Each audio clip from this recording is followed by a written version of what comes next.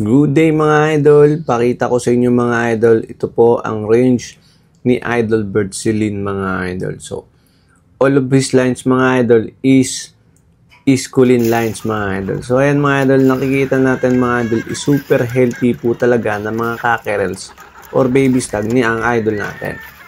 Especially mga idol, yung mga baby pullets mga idol.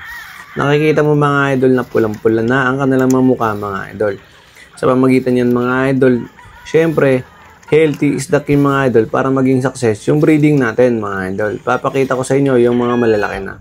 So ito mga idol, ito ang sample nila ng kanilang possum sweater. Ang next naman mga idol, ito naman mga idol, ang Zanino White nila mga idol. Meron din yan mga idol na Boston Blood sa loob yan mga idol. Kasi lahat ng bloodline ng idol natin is may Kulin blood mga idol. Halos 99% mga idol. Especially itong gray mga idol. Pansin nyo mga idol yung stream niyan mga idol. Merong black spotted mga idol. So ibig sabihin mga idol, meron din po yan Boston na blood mga idol. Kaya si Idol Bert mga idol, almost 99% is Kulin lines yan mga idol. Pero kung nagbabalak ka mga idol na kumuha ng line ni Idol Bert Celine mga idol, dito sa Malolos, Bulacan mga idol, hanapin mo lang ang kanyang Facebook mga idol. Kunin mo lahat ng gusto mo dyan mga idol.